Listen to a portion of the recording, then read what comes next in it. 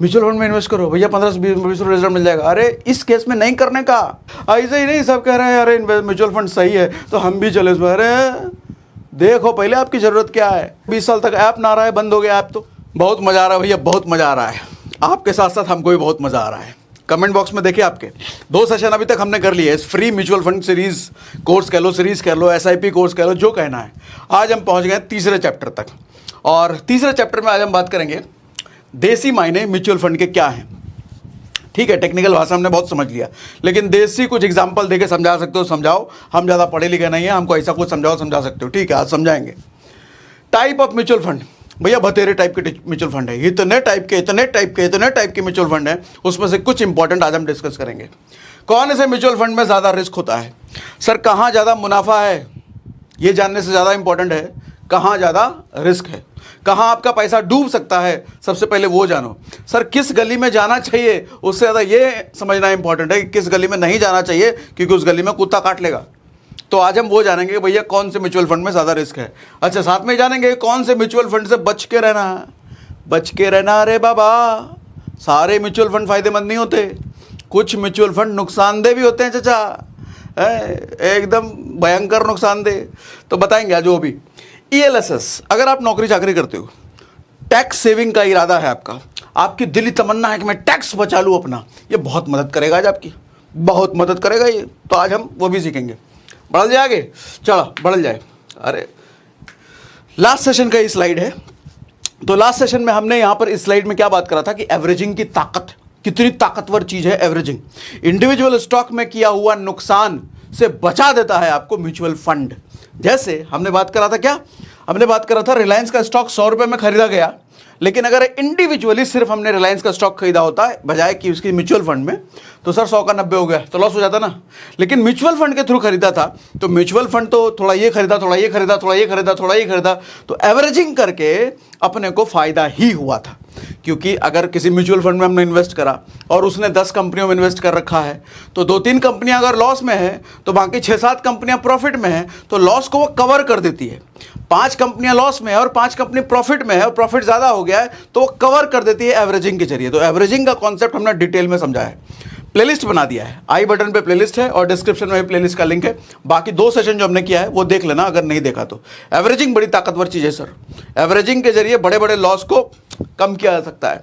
Option trading में भी हमने एवरेजिंग की बात करी थी, हेजिंग कहते हैं उसको। खैर ऑप्शन ट्रेडिंग वाला तो जिक्र बाद में करेंगे, हम वैसे कर चुके हैं। ऑप्शन ट्रेडिंग भी सीखना है तो हमने कुछ वीडियोज़ करे हैं ऑप्शन ट्रेडिंग पर। हाँ वाह, देसी अंडरस्टैंडिंग समझो भैया, ये क्या है सर, इसको हमारे यहाँ कहते हैं गुल्लक। इसका यूज़ क्या है, इसका यूज़ बचपन में आपने करा है कि नहीं करा मुझे नहीं पता, हमने तो खूब करा है भैया। जो मिडिल क्लास, कम तबके वाले, कम इनकम वाले ग्रुप वाले परिवार होते हैं, वहाँ गुल्लक बहुत चलता है।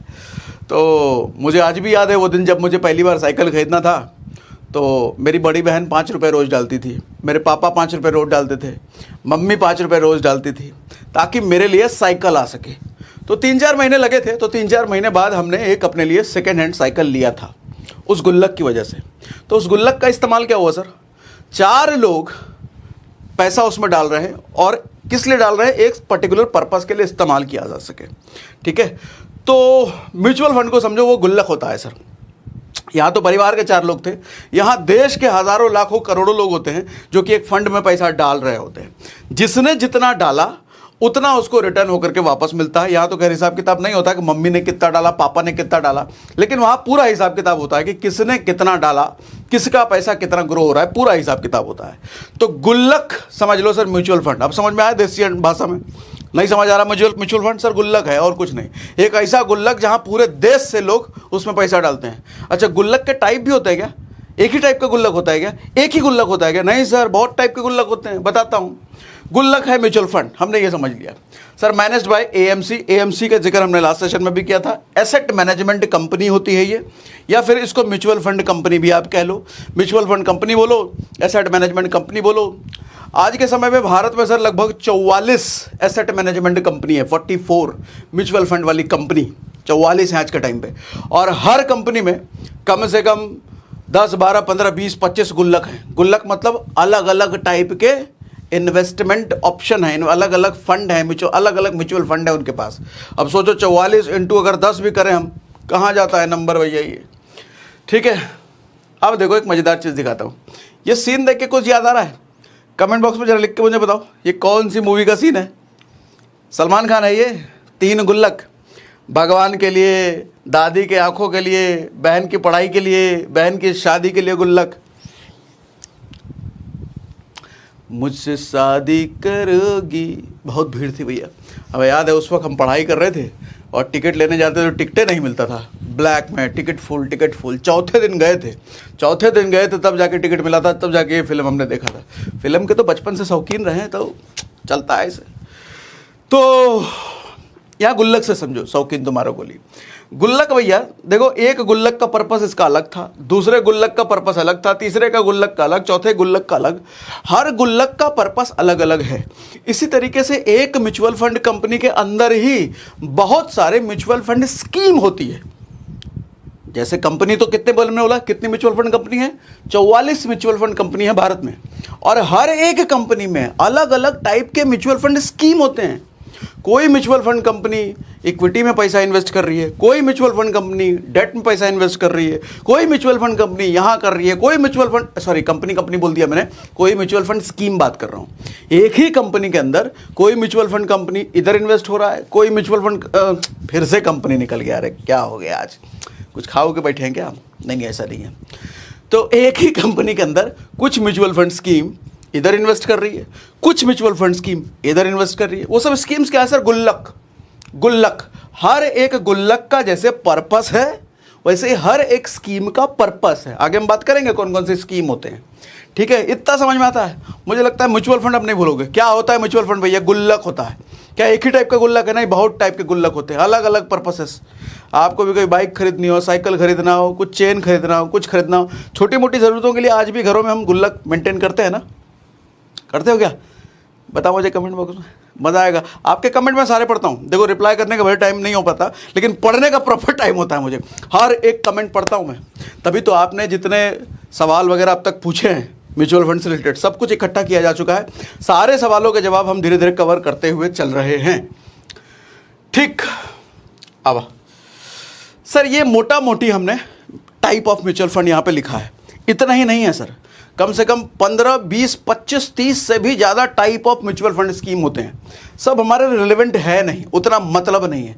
ठीक है, तो हम मोटा मोटी अपने को इतना है तो इतना हम समझेंगे।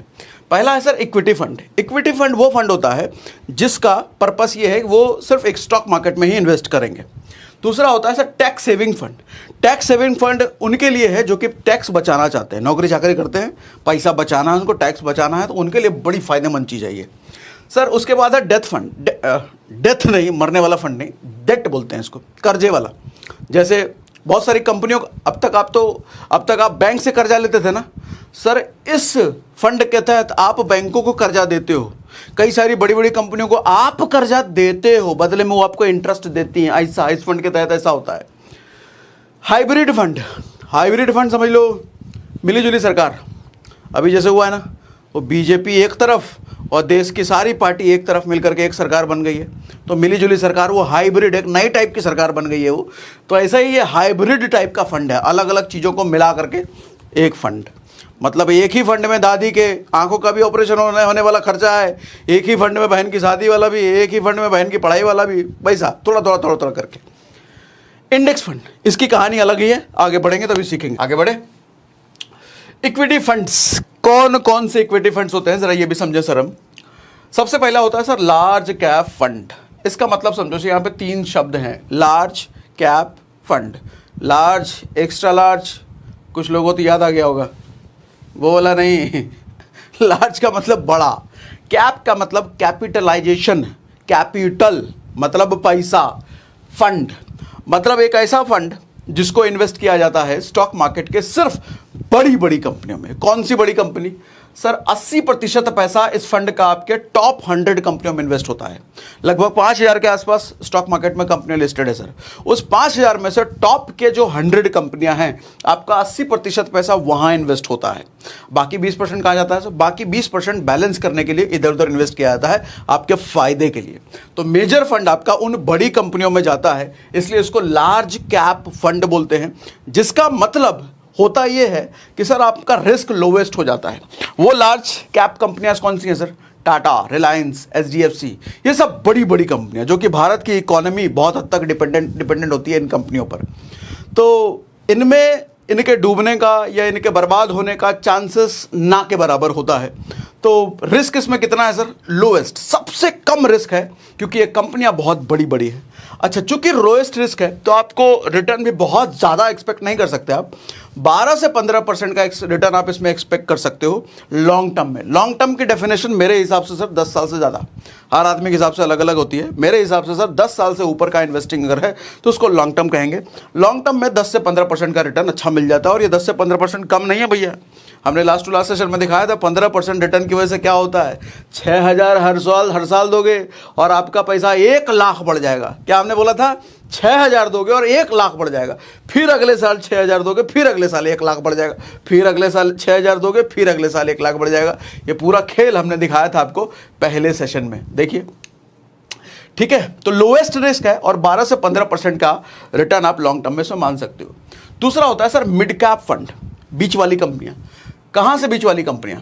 सर 101 से लेकर के 250 नंबर के बीच जो कंपनियां होती हैं उसको बोलते हैं मिड कैप कंपनियां। ये नंबर कैसे डिसाइड हो रहा है सर? कैपिटल, मार्केट कैपिटल के बेस पे। मान लो बड़ी कंपनियों का कैपिटल था 10 लाख करोड़, 20 लाख करोड़, 25 लाख करोड़। छोटी कंपनियां मतलब उसी घटते घटते, एक 25 था, दूसरा 22 लाख करोड़, तीसरा 20 लाख करोड़, 19 लाख करोड़, ऐसे नीचे नीचे आते आते आते आते कोई तो नंबर होगा ना भैया, 101वें नंबर पे कोई कंपनी होगी। उससे लेकर के 250वें नंबर तक जो कंपनियां होती हैं उसको बोलते हैं sir mid cap, mid cap fund.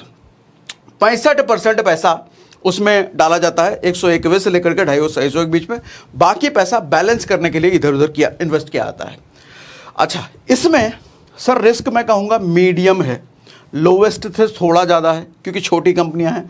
इतनी भी छोटी कंपनी नहीं है, बड़ी बड़ी कंपनियां है भैया वो। और रिटर्न आप इसमें एक्सपेक्ट कर सकते हो सर 10 से 20% लॉन्ग टर्म में। वहाँ 12 से 15 मैंने बोला, यहाँ 10 से 20, मतलब मिनिमम भी कम हो सकता है और मैक्सिमम भी ज़्यादा हो सकता है। यहाँ 12 से शुरू हो रहा था, यहाँ 10 से आप मान सकते हो। आगे क्यों बढ़ गया? नाराज हो गया क्या ये? अरे हाँ, अब आए ना हम लाइन पे। कभी कभी नाराज हो जाता है ये, ठीक है। तो 10 से 20% आप इसमें लॉन्ग टर्म में एक्सपेक्ट कर सकते हो। तीसरा होता है सर स्मॉल कैप फंड। ये झंडू फंड होते हैं मेरे हिसाब से। दुनिया में बहुत सारे अच्छे अच्छे इन्वेस्टर्स हैं, अच्छे अच्छे ज्ञानी हैं जो आपको इधर इन्वेस्ट करने की सलाह देते हैं। अच्छे अच्छे लोग इन्वेस्ट करने की सलाह देते हैं क्योंकि यहाँ पे रिटर्न ज़्यादा मिलता है सर। लेकिन रिटर्न जहाँ ज़्यादा मिलता है ये भी मान लो, आपके पैसे की लंका लगने के चांसेस भी वहीं सबसे ज़्यादा हैं। तो हम तो ऐसे आदमी हैं जब पैसे का रिस्क नहीं चाहिए अपने को, अपने पैसे पर हमको रिस्क नहीं चाहिए। आपको चाहिए तो देख लो भैया। तो मेरे हिसाब से ये सबसे झंडू फंड होता है, सबसे झंडू फंड, इधर जाना नहीं। और इसके झंडू होने का इतिहास भी है। अभी कोविड के टाइम पे कोई तो म्यूचुअल फंड कंपनी थी, तो नाम नहीं याद आ रहा मुझे, उसके कई सारे म्यूचुअल फंड स्कीम्स बंद हो गए थे। क्यों? क्योंकि अब कोविड आया था, बुरा टाइम आया था, पूरा स्टॉक मार्केट डाउन था, तो उसने झंडू कंपनियों में इन्वेस्ट कर रखा था, छोटी छोटी कंपनियों में। अब सारे के सारे उसमें कुछ कंपनियां बर्बाद हो गई, बंद हो गई, तो भैया इनका फंड फिर कहाँ बचेगा? जब मैक्सिमम कंपनी 10 में से आपकी 7-8 कंपनियां एकदम सब डूबने के कगार पे हैं, तो आपका फंड भी डूब गया ना। और प्लस उसमें से लोगों ने निकालना भी शुरू कर दिया था, तो फंड बंद हो गए थे सर। तो थोड़ा बहुत यहाँ रिस्क भी होता है, लेकिन इन्हीं के केस में होता है। इधर और इधर सेफ है, इधर तो सबसे ज़्यादा सेफ है। इधर, अरे काहे तुम नाराज हो रहे हो भैया? इधर तो बिल्कुल सेफ है, नाराज है आज ये, ठीक है। इधर थोड़ा सा रहता है, इधर तो सबसे ज़्यादा रहता है। तो मेरे हिसाब से सबसे ज़्यादा झंडू फंड है। कौन फंड है सर? ये 65% पैसा आपका इन्वेस्ट करते हैं 251वें से लेकर के 251वें से नंबर से नीचे जितनी कंपनियां होती हैं सर, 90% कंपनियां उधर ही हैं। 5000 कंपनियों में से इतना इतना इतने नंबर 250 कंपनियां तक तो यहाँ तक आ गई, लेकिन 250 से नीचे की सारी कंपनियां स्मॉल कैप में आती है। मैं उनको कहता हूँ झंडू कंपनी, उधर नहीं जाने का, आपकी मर्जी, जाना है तो जाओ। बहुत सारे लोग रिकमेंड करते हैं कि जाना चाहिए, पैसा मल्टीप्लाई होता है, जल्दी पैसा डबल होता है। जाओ ना भैया, जल्दी के चक्कर में डूबता भी उन्हीं का है। ठीक है, इसमें रिस्क हाईएस्ट है सर, सबसे ज़्यादा, लेकिन रिटर्न भी लॉन्ग टर्म में ज़्यादा मिल सकता है। 5% से लेकर के 30%, सर मिनिमम देखो 5% और मैक्सिमम 30% भी मिल सकता है, लेकिन लॉन्ग टर्म में सर 30 से ज़्यादा 5 का भी ध्यान रखो। सर मैं तो उस तरह का आदमी हूँ, कैपिटल अपना जाना नहीं चाहिए सर। हाँ, कुछ लोग होते हैं पैसे पर रिस्क लेने वाले, लेकिन आप अगर मुझसे पूछो कि पैसे पर रिस्क लेना चाहिए नहीं लेना चाहिए, हम तो उस तरह के आदमी नहीं है।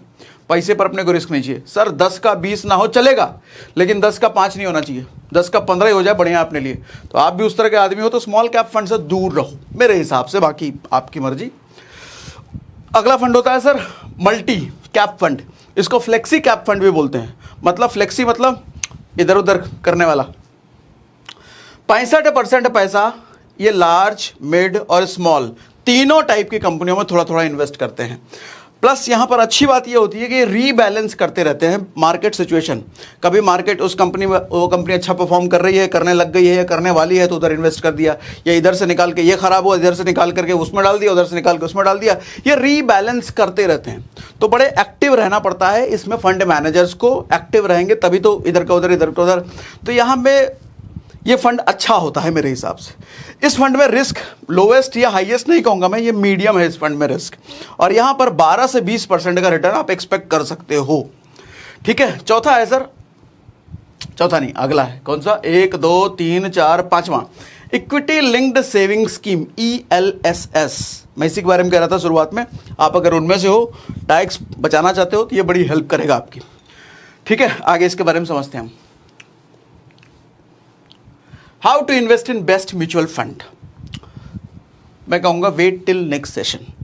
अभी जितना मैंने आपको समझाया ना, 4-5 फंड, 4-5 और ELSS भी अभी समझाऊंगा, और आज के सेशन में भी कुछ और भी समझाऊंगा मैं आपको। उन सबको समझने पर आप खुद डिसीजन ले सकते हो, लेकिन आप चाहो कि मेरे हिसाब से कौन कौन से फंड्स अच्छे हैं, तो ये मैं आपको नेक्स्ट सेशन में भी बताने वाला हूँ।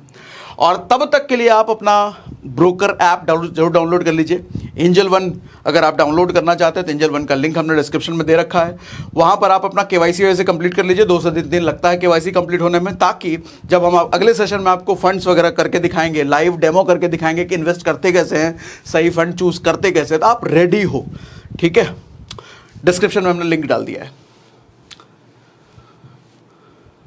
Equity linked saving scheme ELSS, इसका पर्पस है सर टैक्स बचाना। आगे बताता हूं, पहले समझ लेते हैं ये है क्या। सर 80% पैसा, 80% ये क्या होता है, 80 नहीं 80% पैसा आपका स्टॉक में इन्वेस्ट करते हैं ये।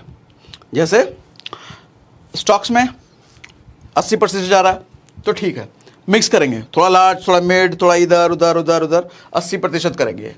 Tax benefit up to 1.5 lakh रुपए का ATC, जो लोग जॉब वॉब करते हैं सबको वैसे मिलता है, लेकिन जॉब वॉब करने वाले ज़्यादा ATC को जानते हैं। तो 1.5 लाख रुपए तक का आपको टैक्स बेनिफिट मिल सकता है। कौन से सेक्शन में, ATC के तहत। 3 साल का लॉक इन भी होगा, यह भी ध्यान रखिए। अभी लॉक इन की भी कहानी आगे बताता हूं सर। लॉक इन क्या होता है, 3 साल तक आप इस फंड को निकाल नहीं सकते। देखो सर, SIP की सबसे अच्छी और सबसे बुरी बात यह है कि ये फ्लेक्सिबल है, आप कभी भी पैसा निकाल सकते हो। सबसे अच्छी बात भी यही है और सबसे बुरी बात भी यही है। सबसे अच्छी बात इसलिए है कि इन्वेस्टर को एक कंफर्ट देता है कि मेरा पैसा मैं कभी भी निकाल सकता हूं भैया। और सबसे बुरा इसलिए है कि इस कंफर्ट की वजह से आदमी 1 साल तक अपना इन्वेस्टमेंट टिकने नहीं देता। LIC वगैरह में या दूसरे इंश्योरेंस या दूसरे कोई सरकारी PPF वगैरह में जब इन्वेस्टमेंट करता है ना, तो 15-15 साल तक आदमी देखता नहीं है, दिए जा रहा। यहाँ रोज खोल के देखता है कितना बढ़ा मेरा, कितना घटा, और इस चक्कर में 1 ही साल के अंदर अपना SIP बंद कर देता है। सर मैक्सिमम लोग अपना SIP 1 साल भी नहीं चलने देते, तो 10 साल का घंटा चलने देंगे वो। तो खैर, सबसे अच्छी और सबसे बुरी बात यही है। टैक्स सेविंग फंड यानी कि equity linked saving scheme ELSS की सबसे अच्छी बात यह है कि 3 साल का लॉक इन है, 3 साल से पहले हिलने नहीं देगा। अगर लेने गए तो कॉलर पकड़ के धक्का मार करके बाहर निकाल देगा, नहीं निकाल सकते, 3 साल तक छोड़ो। और ये अच्छी बात है मेरे हिसाब से। Normally for tax saving people have low return products like insurance, PPF. मैं कहना ये चाह रहा हूँ, नॉर्मली जो लोग टैक्स सेविंग इन्वेस्टमेंट ढूंढते हैं ना, उनके पास ऑप्शन जो भी अवेलेबल है वो रिटर्न बहुत कम देते हैं। जैसे कुछ अभी बात करूंगा, जैसे देखो ये कुछ फंड्स हैं सर, एनपीएस है, पीपीएफ है, टैक्स सेविंग एफडी है, एंडोमेंट इंश्योरेंस आप कह लो। तो ये सब में ना आपको रिटर्न सर वही 6% 7% के आसपास आपको मिलता है, और कुछ जगहों पे तो 5% भी मिलता है। तो रिटर्न बहुत कम है। और ईएलएसएस चूंकि एक म्यूचुअल फंड है, तो लॉन्ग टर्म में यहाँ 12 से 15% भी आप एक्सपेक्ट कर रहे हो, तो लगभग डबल है ना उन ट्रेडिशनल तरीका जो है टैक्स सेविंग फंड का। तो मेरे हिसाब से टैक्स सेविंग के पर्पस से sir ELSS best best best tax saving के पर्पस से, ठीक है। अच्छा, लॉक इन के बारे में भी बात करें। एनपीएस में पैसा आप कब निकाल सकते हो सर? रिटायर होने के बाद ही निकाल सकते हो, उससे पैसे नहीं। उससे पहले मांगने जाओगे ले लपड़ पे मार मार के भगा देंगे, ठीक है। पीपीएफ में अगर पैसा डालना आपने शुरू किया तो 15 साल से पहले आना मत, बिल्कुल नहीं। टैक्स सेविंग एफडी, एक एफडी और टैक्स सेविंग एफडी दोनों अलग अलग होते हैं सर। टैक्स सेविंग एफडी में अगर आप कर रहे हो तो वहां लॉक इन 5 साल का, 5 साल से पहले आना मत। एंडोमेंट इंश्योरेंस, जैसे आप जो जीवन निगम, बहुत सारे टाइप के wealth plan, assured wealth, double wealth, guaranteed, money back, ये सब एंडोमेंट इंश्योरेंस होते हैं। इंश्योरेंस के बारे में नहीं कह रहा मैं, खैर इंश्योरेंस तो अच्छी चीज़ है, लेकिन जो शेविंग वाला है ना, वहाँ पे सर लॉक इन कम से कम 5 साल का होता है। कई सारे तो 15 साल 20 साल वाले भी होते हैं, लेकिन कम से कम 5 साल का होता है। बुराई नहीं कर रहा मैं, ठीक है, लोग इन्वेस्ट करते हैं। ईएलएसएस इकलौता ऐसा फंड है सर टैक्स सेविंग के पर्सपेक्टिव से जिसमें 3 साल का लॉक इन होता है, मतलब मिनिमम कम से कम लॉक इन है इसमें, ठीक है। और हाइयर रिटर्न, इन सब से ज्यादा रिटर्न की प्रोबेबिलिटी ईएलएस में है, और इन सब से कम लॉक इन है। अच्छा, लॉक इन होने का मतलब ऐसा नहीं कि आप 3 ही साल के लिए इसमें कर सकते हो। 3 साल से ऊपर तो कितना भी करो, 10 साल 20 साल 50 साल कितना भी करो, लेकिन 3 साल से पहले आप पैसा नहीं निकाल सकते, ठीक है। Do you want to know about the facility of taking loan from mutual fund? Mutual fund से पता है आपको लोन भी ले सकते हो आप, बताऊंगा इस सेशन में नहीं, अगले सेशन में। अच्छा, म्यूचुअल फंड से आपको पता है कि डेली नहीं, मंथली इनकम कमाने का भी आप जुगाड़ कर सकते हो। मंथली इनकम म्यूचुअल फंड से, ये भी बताऊंगा। चलो आगे बढ़ जाए। Why mutual fund so popular, क्यों इतना ज्यादा पॉपुलर है म्यूचुअल फंड? जिसको भी देखो म्यूचुअल फंड सही है, एसआईपी करो। सर पहला रीजन तो ये है कि इन्वेस्टमेंट स्टार्ट पे सिर्फ 500 रुपए से इन्वेस्टमेंट स्टार्ट होता है किसी भी टाइप के म्यूचुअल फंड में, ईएलएसएस हो, बीएलएसएस हो, डीएलएसएस हो, कोई भी हो सर, 500 रुपए से इन्वेस्टमेंट स्टार्ट हो जाता है। 500 रुपए से किधर स्टार्ट हो रहा है? Maximum investment has no limit, कोई लिमिट नहीं है। मैक्सिमम जितना भी कर लो, 500 रुपए से ऊपर कितना भी कर लो। वैसे बहुत जगह पे 100 रुपए अभी भी है, कुछ टाइम पहले तो 100 रुपए से हो जाता था, अब 500 रुपए से होता है। Risk is only related to money on particular time. हाँ, ये लाइन जरा समझना सर, जैसे मैंने अभी लिखा था ना, लोएस्ट रिस्क, मीडियम रिस्क या highest risk. Small cap fund को छोड़ करके रिस्क मेरे हिसाब से म्यूचुअल फंड में सिर्फ इतना होता है कि आप अगर ये चाहो कि मुझे 15वें साल में पूरा पैसा चाहिए निकालना है, तो वो आप म्यूचुअल फंड में एक्सपेक्ट नहीं कर सकते। जैसे मान लो बेटी की शादी इतने साल पे मुझे करना है, तो इतने साल पे मुझे एक मोटा फंड चाहिए तो मुझे निकालना है, या बेटे की शादी या बेटी की पढ़ाई के लिए कुछ भी 18वें साल पे मुझे इतना मोटा फंड म्यूचुअल फंड से निकालना है। तो ये एक्सपेक्ट करके आपको म्यूचुअल फंड में इन्वेस्ट नहीं करना चाहिए। इसके लिए आप पीपीएफ में करें बेटर है, या किसी एंडोमेंट इंश्योरेंस में करें वो बेटर है, ठीक है, पोस्ट ऑफिस में करें वो बेटर है। रीज़न है उसका, क्योंकि सर वहाँ पे गारंटीड रिटर्न होता है। तो रिटर्न भले ही कम होता है लेकिन गारंटीड होता है। अगर 18वें साल बोल रहा है कि वहाँ 20 लाख आपको मिलेगा, तो सर 20 लाख मिलेगा 18वें साल पे। लेकिन म्यूचुअल फंड, आपको जैसा पता है कि स्टॉक मार्केट में जब पैसा लग रहा है, तो सर यहाँ पे ऐसा नहीं कह सकते कि 18वें साल पे 20 लाख मिलेगा। अगर 18वें साल पे कोविड जैसा कोई बीमारी प्रॉब्लम आ गया और पूरा ही मार्केट डाउन है, तो सर जो 20 लाख मिलने वाला था वो हो सकता है कि 12 लाख पे आ चुका हो। उस वक्त आप फंड नहीं निकालना चाहोगे, 8 लाख लॉस में है ना। तो म्यूचुअल फंड में अगर रिस्क है तो सिर्फ इतना कि मनी ऑन पर्टिकुलर टाइम आप एक्सपेक्ट नहीं कर सकते।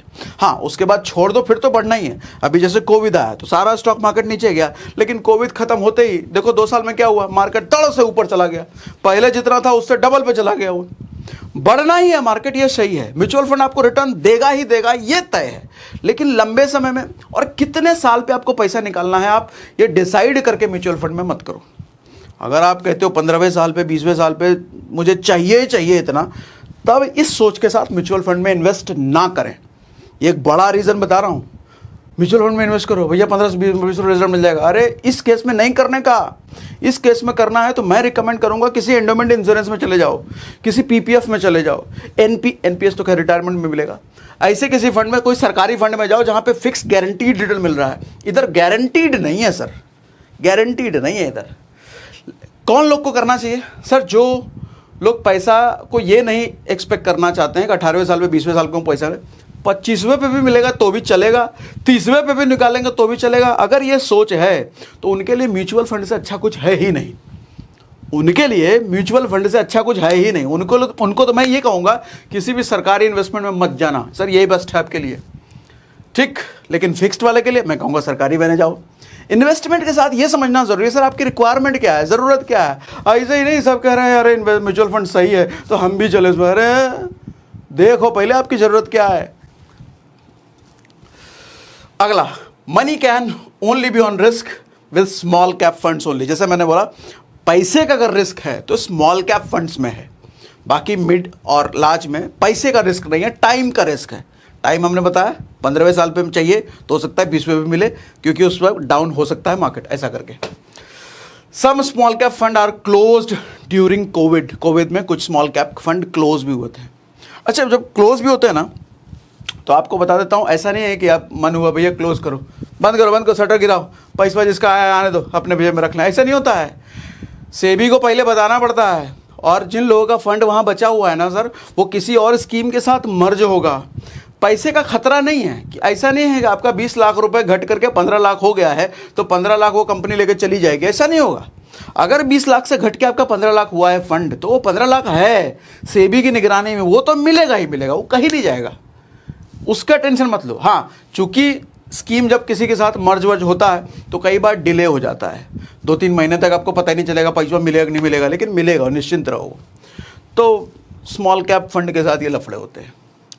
अच्छा, क्यों होते हैं? क्योंकि स्मॉल कैप फंड छोटी छोटी कंपनियों, तुच्छी कंपनियों में इन्वेस्ट करते हैं, क्योंकि उनको ज़्यादा रिटर्न निकाल के देना है। तो तुच्छी कंपनियों में जब इन्वेस्टमेंट करोगे तो भैया वो तुच्छी कंपनियाँ जिस दिन निपटेगी पैसा भी निपट जाएगा ना, इसीलिए तुच्छी कंपनियों में नहीं जाने का।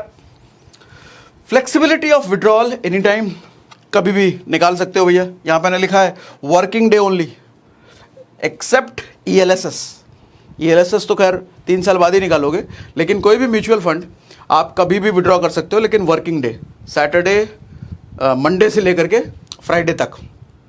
और सैटरडे संडे भी रिक्वेस्ट डाल सकते हो विड्रॉ का, लेकिन आएगा आपको वर्किंग डे में ही। और 2 से 3 दिन के आसपास जब आप आज रिक्वेस्ट डालोगे ना ऐप में, कैसे रिक्वेस्ट डालोगे वो सब हम आगे के सेशन में करेंगे। कुछ नहीं छोड़ूंगा सर, खोपड़ी में जितना सवाल आ रहा है सब कमेंट बॉक्स में लिख डालो, सब कुछ लिख डालो, सब कवर करूंगा मैं। अभी हमारे को 2-3 सेशन और करना है म्यूचुअल फंड का, ज़्यादा भी कर सकते हैं आपके सवाल के अकॉर्डिंग। सवाल ज़्यादा आएगा तो ज़्यादा कर लेंगे, ठीक है। तो जैसे ही आप ऐप में रिक्वेस्ट डालोगे ना कि विड्रॉ, तो 2 से 3 दिन के अंदर आपके बैंक में आ जाता है पैसा, ठीक है। हाइयर रिटर्न, ये जितना ज़्यादा रिटर्न दे रहा है कोई भी दूसरा सरकारी स्कीम तो देगा नहीं ना। अब ये बड़े कॉमन सवाल होते हैं, अगर म्यूचुअल फंड वाली कंपनी बंद हो गई तो व्हाट इफ AMC यानी कि म्यूचुअल फंड वाली कंपनी क्लोज, अगर बंद हो गई तो फिर क्या होगा भैया? सर एक चीज़ समझो, एक वर्ड मैंने लिखा है कस्टोडियन होल्ड्स। कस्टोडियन, ये कस्टोडियन क्या होता है? जब किसी म्यूचुअल फंड वाली कंपनी को आप पैसा देते हो ना, मान लो SDFC का कोई लार्ज कैप है, उसमें आपने इन्वेस्ट करना शुरू किया, तो पैसा अपने पास नहीं रखती, वो तुरंत पीछे कस्टोडियन के पास चला जाता है। कस्टोडियन कौन होता है सर? नॉर्मली ये बैंक्स होते हैं, तो बैंक के पास पैसा चला जाता है। तो कल को म्यूचुअल फंड वाली company sir HDFC large cap mutual fund का भले ही कस्टोडियन HDFC बैंक है, वो दोनों अलग अलग एंटिटी हैं, कल को एचडीएफसी वाले म्यूचुअल फंड वाले कंपनी बंद भी हुआ, हालांकि उसके सार बहुत कम होते हैं, बंद भी हुआ तो एचडीएफसी बैंक में पैसा आपका सेफ है। तो आपका पैसा कभी इधर उधर नहीं हो सकता, वो कस्टोडियन में रहता है। वो म्यूचुअल फंड वाली कंपनी अगर बंद भी हो गई तो आपका पैसा सर कस्टोडियन में है, से भी आपको निकाल के देगी पैसा। तो पैसा आपका किधर भी नहीं जाने का, उसका टेंशन छोड़ दो।